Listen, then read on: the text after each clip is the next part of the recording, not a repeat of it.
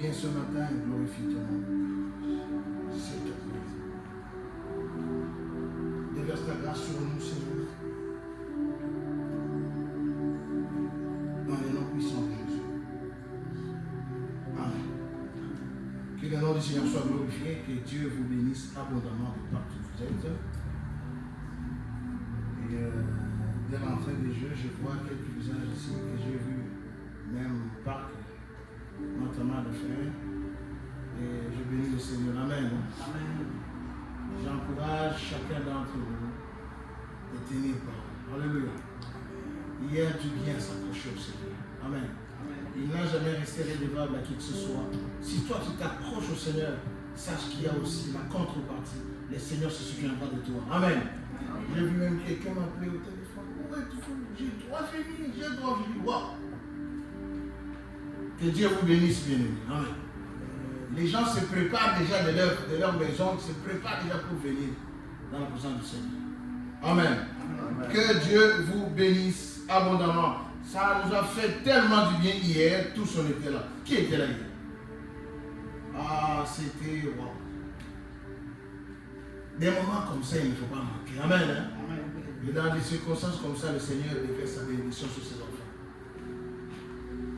Que Dieu soit donc glorifié pour cet événement d'hier. Sans plus tarder, je vais nous inviter d'ouvrir nos Bibles avec moi. Nous sommes dans Job. Job chapitre 19 et le verset 25. Job chapitre 19 et le verset 25. La Bible dit ceci. Je sais que mon Rédempteur est vivant et qu'il s'élèvera les derniers sur la terre. Et dans d'autres versions, on dit ceci.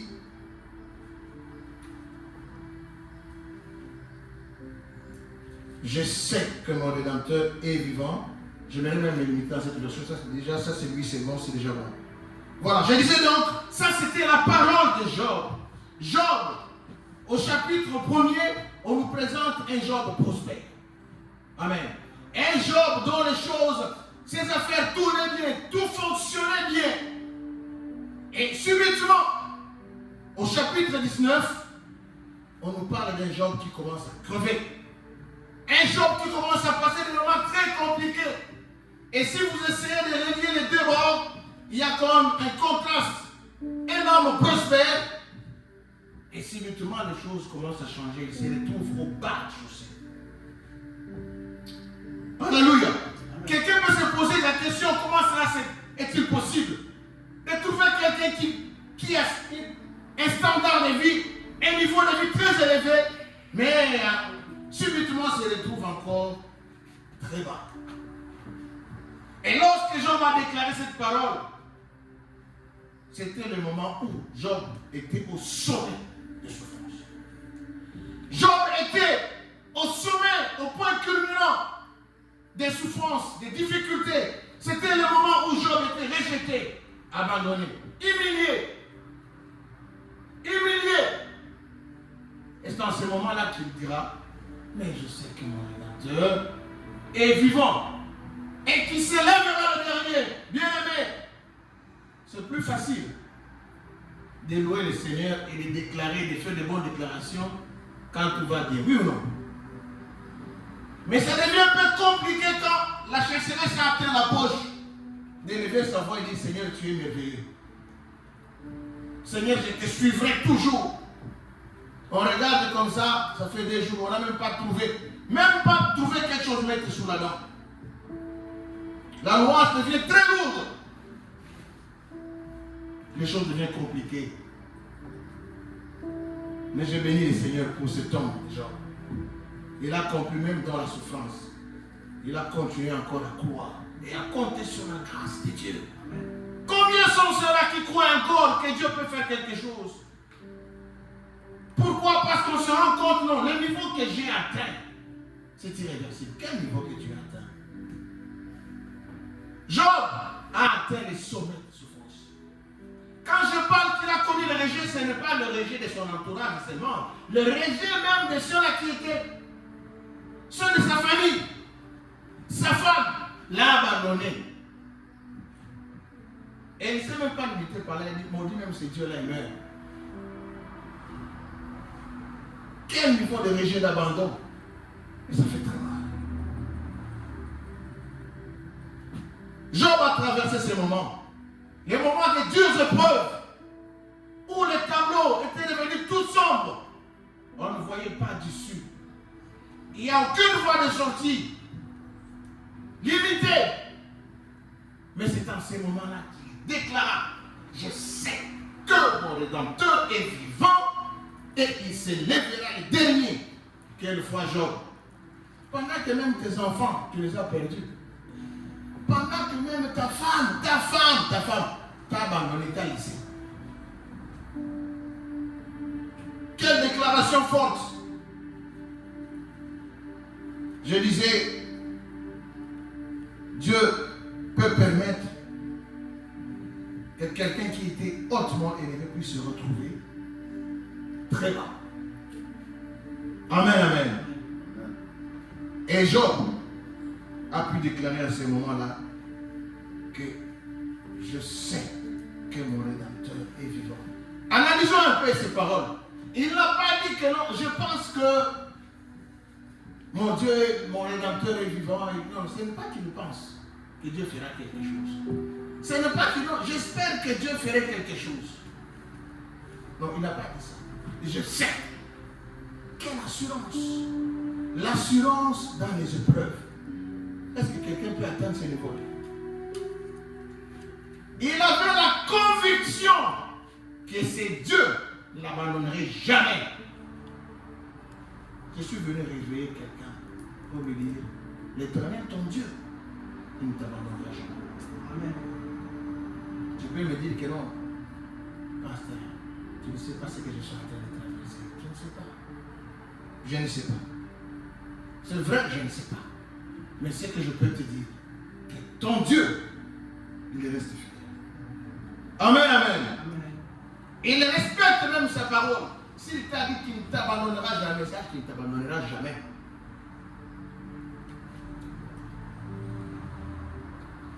Alléluia. Job, brisé dans la souffrance, mais croit à la justice de Dieu. Il croit au rétablissement du Seigneur. Abandonné, mais lui il espère qu'il y a quelqu'un qui viendra le récupérer. Et cela me ramène tout de suite là, à voir le témoignage de Mephibosheth. Nous passons dans 2 Samuel. 2 Samuel, nous sommes au chapitre 9. 2 Samuel chapitre 9. On nous parle de l'histoire de Mephibosheth. Mephibosheth, c'est quelqu'un qui a connu aussi le rejet. C'est quelqu'un qui a connu le haut et le bas. Je crains fort pour toi. Si jusque-là tu n'as connu que les hauts, les hauts, hauts. Tu es né dans une famille. Tu as trouvé tout. Les parents ont tout fait pour toi. Et tu es en train de grandir dans l'opulence. Une vie quand même d'un certain niveau là. Mais je peux te choquer et te dire que non, tout peut changer. Alléluia. La Bible dit, maudit soit l'homme qui se confie en. Et il y a des gens même qui ont cru, qui ont placé leur confiance sur leurs parents. Tu es devenu même majeur adulte, mais tu as toujours mes parents. Il y a de ceux-là qui disent que mais nous, les orphelins, tu es orphelin. 30 ans, mais tu dis que je suis orphelin, le Dieu, c'est le Dieu des orphelins. Mais toi, tu dois être responsable de toi-même. Alléluia. Tu dois compter sur le Seigneur. Arrête de t'apitoyer sur ton sort à 35 ans, 40 ans. Il est le Dieu des orphelins. Donc tu comptes encore sur ton Père. Tu vas être déçu. Tu as un Père au-dessus de tous les pères. C'est l'Éternel Dieu des armées. Alléluia. C'est Jésus. Le Père des orphelins, c'est Jésus. Alléluia. Les orphelins, c'est en train de penser à ton Père. Tu ne vas même pas les ressusciter. Ni ta mère, tu ne vas pas la ressusciter. Tu as une mère qui sera toujours à côté de toi. Tu as un Père qui sera toujours à côté de toi. Alléluia. Lui ne mourra jamais. Il est éternel. Et il soutient ta cause. Amen, amen. Hein? Amen. Que Dieu soit glorifié. J'étais en train de dire que les choses peuvent basculer. Tout peut commencer très bien. Et demain, les choses changent. Quelle sera ta position?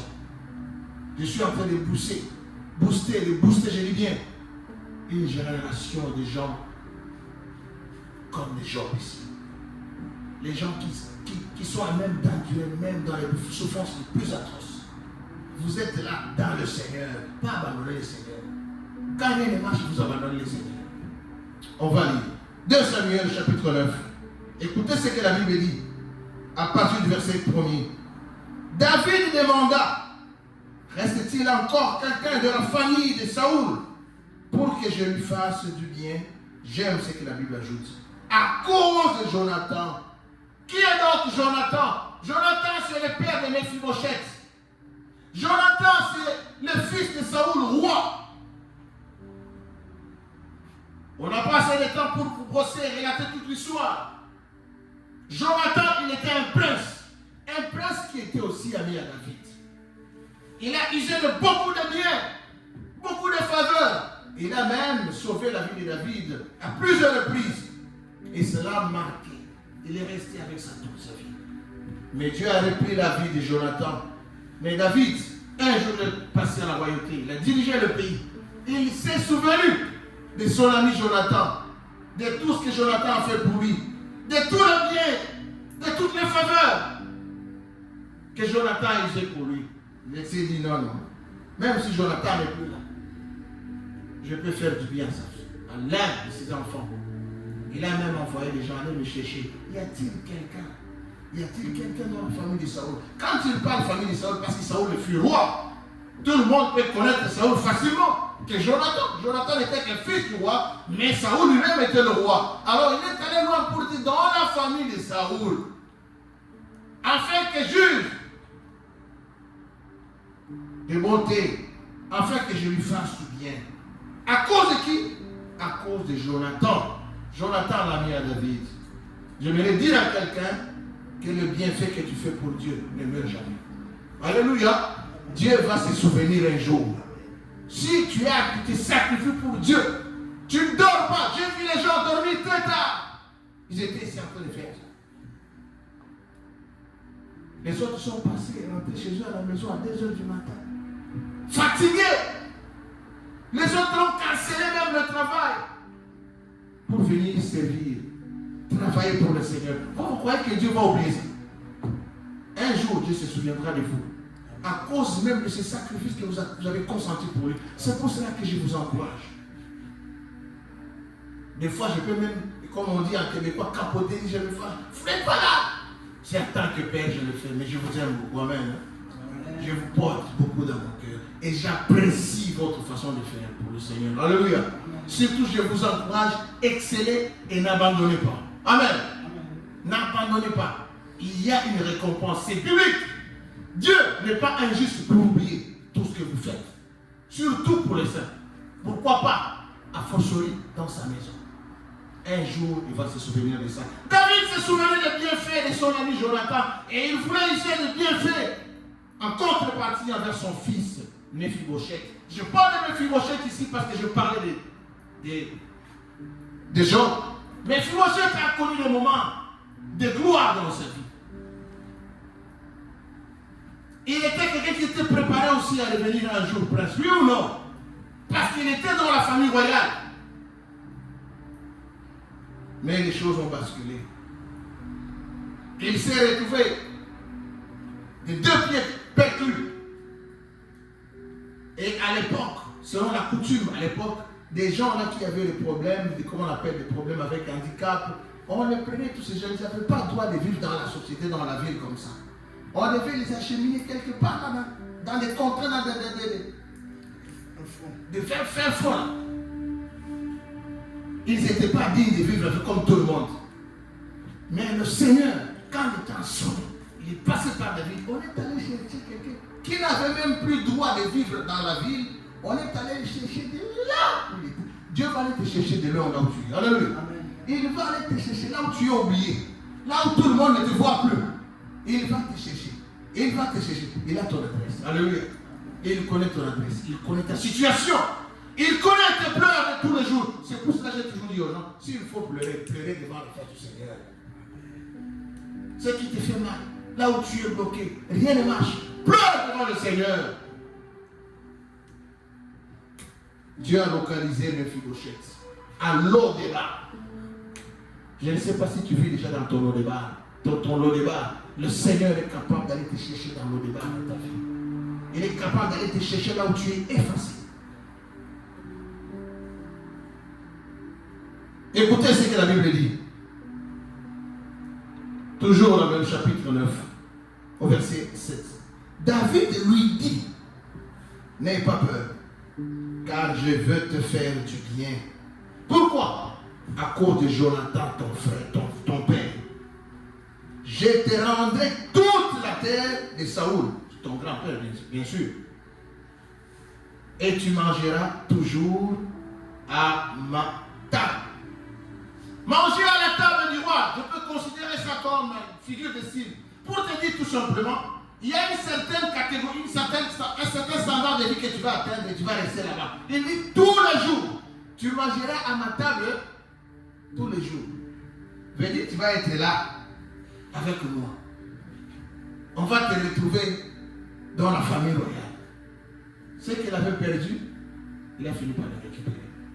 Je peux te dire, tu peux récupérer ce que tu as perdu avec le Seigneur. Alléluia. Et il vivait dans la royauté. Et il vivait dans la cour royale. Cet enfant-là a grandi là-bas. Mais les circonstances de la vie ont fait qu'il se retrouve très bas dans la forêt. Mais le Seigneur est capable de te remettre, de te redonner ce que tu as perdu. Je ne sais pas ce que tu as perdu. Tu as perdu la dignité. Tu as perdu quoi? Tu as perdu quoi? Autrefois, les gens pouvaient te considérer, mais aujourd'hui, les gens t'ont déconsidéré. On te regarde des yeux de travers. Autrefois, tu étais dans l'entourage des gens avec une certaine personnalité bien connue. Mais tu es effacé. Je vous assure, facilement, le monde peut te rejeter. Facilement, mine de rien.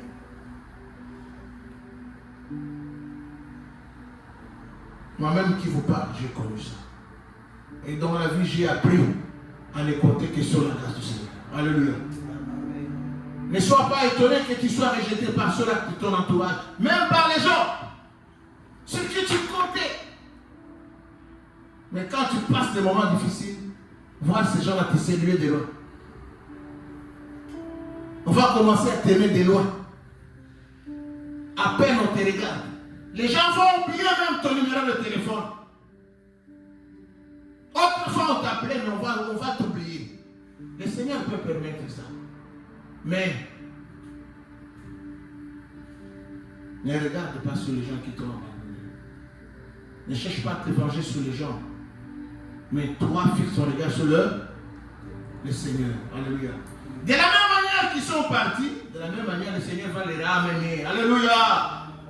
Le Seigneur est capable de les ramener. Je veux dire, il peut te rendre ce que tu as perdu. J'ai toujours dit dans ma vie, ce que je perds, je ne peux pas le forcer. Il y a certaines relations que tu vas perdre, mais ne jamais forcer. Il ne faut jamais forcer des relations. Toi, tu étais dit, tu n'as rien fait de mal. Tu vois quelqu'un te quitter, laisse-le partir. Peut-être c'est une méthode que le Seigneur est en train d'utiliser pour faire de toi autre chose sans cette personne. Peut-être c'est pour te parler. Qui sait? Amen, amen. Et il peut même, la Bible dit qu'il peut même donner des vies pour toi. Si le Seigneur peut permettre, il peut même tuer les gens pour que toi tu vives. Alors même faut les relations qui vont se briser. Une relation, vous étiez bien, mais la personne te tourne le dos, s'en va. Et commence pas à pleurer. Tu vas pleurer sur la personne. Oh vraiment, comment vraiment? Le cœur, quel cœur? Ton cœur est tourné vers le Seigneur. Alléluia. Même les gens de ton entourage, les amis qui vont partir, laissez-les partir. C'est que le Seigneur est en train de te préparer d'autres personnes qui vont t'amener même à ta destinée. Alléluia. Le Seigneur peut te mettre, il peut sélectionner les gens qui vont t'accompagner à ta destinée. Et ceux-là qui sont en train de partir, c'est que le Seigneur est en train de faire quoi? L'élimination. Alléluia. Que le Seigneur soit donc glorifié. Bien-aimé, le Seigneur se souvient toujours de ses serviteurs. Il se souvient toujours de ses enfants. Le moment que tu peux entrer d'endurer aujourd'hui, des souffrances, des pleurs, des gémissements, ne sont que là pour un temps. Il n'y a pas d'élévation sans vallée. Pour que Dieu puisse te remonter, tu dois d'abord descendre par la vallée. Mais on a difficile à gérer ces temps-là. Beaucoup ont lâché prise. Beaucoup ont abandonné la foi. Ils venaient à l'église, mais la personne ne vient plus à l'église. Pourquoi? Ah, je suis en train de passer le moment difficile. Si je suis en train de passer le moment difficile, viens pleurer ici devant le Seigneur. Amen. Job passait des moments très difficiles, mais il s'approchait toujours au Seigneur avec certitude. Je sais que mon Rédempteur est vivant et il se lèvera le dernier. Et ici, j'ouvre vraiment une petite brèche pour dire, ici, il est en train de parler de Rédempteur. Rédempteur pour voir la personne de Jésus. Et Job a existé avant Jésus. Oui ou non? Maintenant, comment je pouvais avoir cette révélation de Rédempteur pendant que Jésus n'était même pas encore là? Il a dit, je sais que mon Rédempteur est vivant et qu'il se lèvera le dernier. Par révélation, il a cru et il est resté accroché à ça. Toi, tu sais que Jésus est mort et c'est lui ton Rédempteur. Oui ou non? Il est vivant. Il est avec toi. Il est vivant et il va agir en dernier. Le Rédempteur, c'est quelqu'un qui avait comme, c'est quelqu'un qui pouvait prendre la place de l'autre. C'est quelqu'un qui pouvait aller en fait, payer le prix de quelque chose qui était, d'une sanction qui était pour quelqu'un d'autre. Lui, il prend cette place. Tu étais esclave pour te libérer, lui, il prend ta place. Il s'est fait esclave pour toi, pour que toi, tu sois libéré. Et autrefois, on peut payer même des cautions pour que tu puisses avoir cette rédemption-là. Mais pour le salut, il n'y a que Jésus-Christ. Alléluia. L'intervention des hommes a toujours été limitée. Il ne pouvait pas te donner grand-chose. Il ne pouvait pas donner à l'humanité quelque chose de grand. Mais il a fallu que Jésus paye le prix. Il a payé le prix. Il a pris notre place pour nous donner le salut. Parce qu'on était pécheurs, il devait lui prendre, se faire pécheur. Pour que nous soyons sauvés. Et une fois qu'il a fait, c'est un sacrifice qui a été consenti une seule fois. Aujourd'hui, il vit. Et il est là pour ça. Job pouvait le dire alors que le Christ n'était même pas encore mort pour lui. Oui ou non? Mais il l'a dit et il a vu ça. À combien plus forte raison nous? Christ est mort pour nous. Christ a pris notre place. Christ ne nous abandonnera pas. Le Rédempteur est en vie. Ton Rédempteur est en vie. Il a pris la place pour toi. Il défend ta cause. Il connaît ton problème. Il connaît ta situation. À coup sûr, il va te relever. Il va te relever. Il va te relever. Est-ce que tu peux acclamer pour le Seigneur? Il va te relever. Tu ne resteras pas toujours célibataire à vie. Dis Amen. Tu ne vas pas rester là dans l'endurance du célibat pendant des années. Tu es toujours là. Non. Même quand tu as dit que non, je sais que mon Rédempteur est. Et il se lèvera le dernier. Un point et bas. Pendant que je me tentais de dire ça, il n'avait rien. Il était abandonné, il était seul. Le Seigneur lui a donné les doubles de partout. Moi, je me suis dit, si le Seigneur lui avait donné les doubles, s'il lui avait donné aussi 2 femmes. Non, il n'a pas donné les femmes. Mais il lui a donné les doubles de tout. Alléluia. Partout, il a fait les doubles. Les enfants venaient à double. Les travail, double. Dieu va te donner des doubles partout. Sauf les conjoints, sauf la conjointe. Amen. Ne me dis pas non, papa, si moi, il va me donner les doubles. Toi, tu t'attends à avoir directement 2 femmes, Je n'ai pas dit ça. Excepté ça. Alléluia. Mais il va te donner des doubles partout. Il va te restaurer. Si tu crois, dis-moi un grand amen. Qu'il te soit fait ainsi au nom de Jésus-Christ. Je commence à chuter dans mon message pour dire à quelqu'un, rien ne nous séparera de l'amour de Christ. Les gens peuvent nous abandonner, mais Christ ne nous abandonnera jamais. Le seul endroit de refuge, c'est au pied du maître. L'endroit de refuge, au pied du maître. Ne fuyez pas l'église. Ne fuyez pas la présence du Seigneur. même quand ça barre, même quand rien ne marche, c'est dans la présence du Seigneur qu'il y a la solution. Alléluia.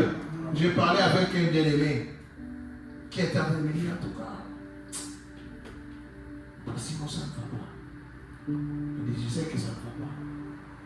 Mais au moment où tu es conscient que ça ne va pas, j'aimerais te voir dans la présence du Seigneur. Je ne peux pas prétendre te donner une solution quelconque, mais je sais que le Seigneur peut faire mieux que moi. Alléluia. Viens à l'église. C'est ici où nous venons plaider notre cause. Moi, je suis un enfant qui a en tout cas passé sa jeunesse dans l'église. Et je peux être un témoignage pour vous. Je vois qu'il y a beaucoup de jeunes ici. Jeunes, accrochez-vous au Seigneur. Il y a une récompense après ça. Est-ce que je mens? Il y a une récompense. Quand moi j'étais accro au Seigneur, j'avais que de 20 ans, de vingtaine d'années d'âge là. Et c'est à cet espace de cette tranche d'âge là où tout le monde veut vraiment profiter. Mais vous profitez même dans le mal, vous profitez même de ce qui va vous amener dans l'enfer, vous profitez même de ce qui va vous tuer. Mais par la grâce du Seigneur, moi j'ai dit non, je mets un frein. Il dit non, je mets un frein. Je n'avance plus dans ça.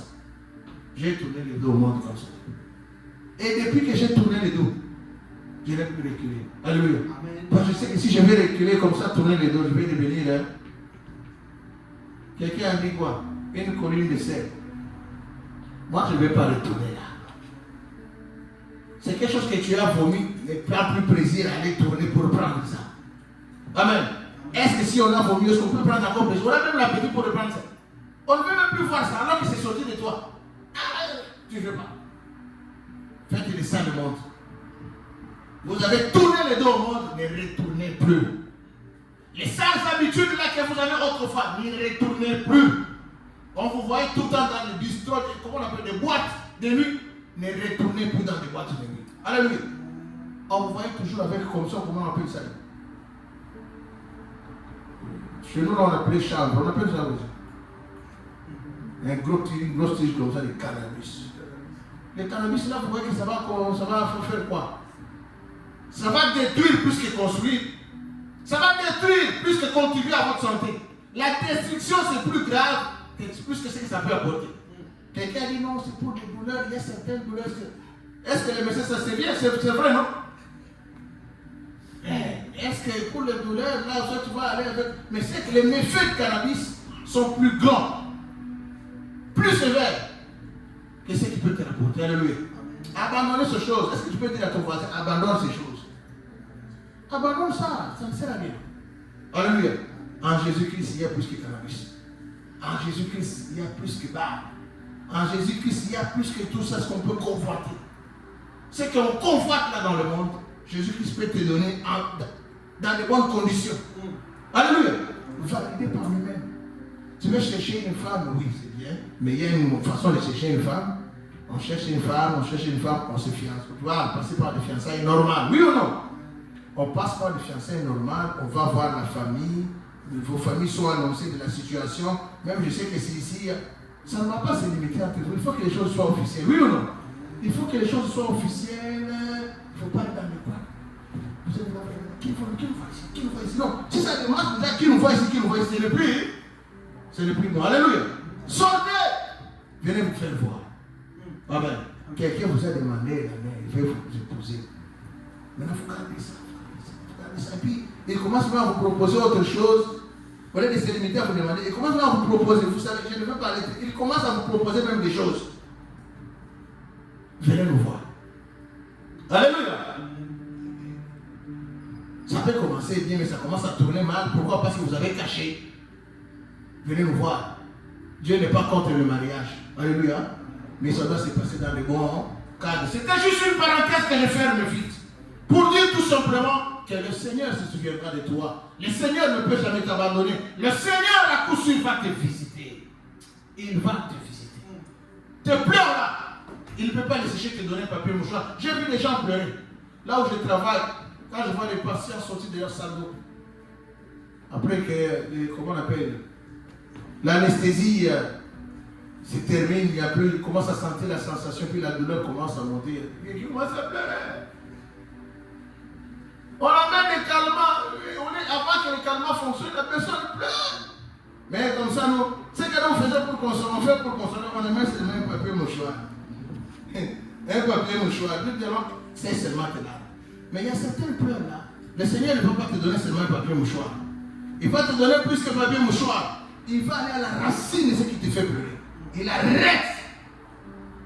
Il va arrêter à la racine. Pour que tu ne pleures plus jamais. Est-ce qu'on peut acclamer pour le Seigneur?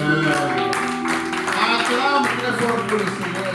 Et tu peux commencer maintenant à confesser. Il faut rester à ta prière. Dis Seigneur, je sais que tu vas pas m'abandonner.